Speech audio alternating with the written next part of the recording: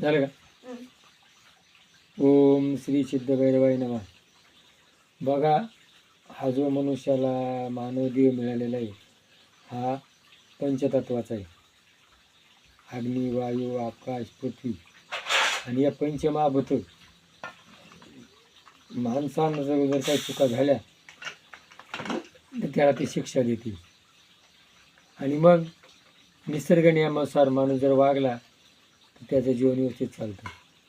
मग ह्या पृथ्वीमध्ये मानव देहाचं चालण्याकरता या वनस्पती आणि मग माणसाच्या शरीरामध्ये वात, पित्त, कफ असे 5 विकार होतात आणि माणूस काय होतो, आजारी होतो.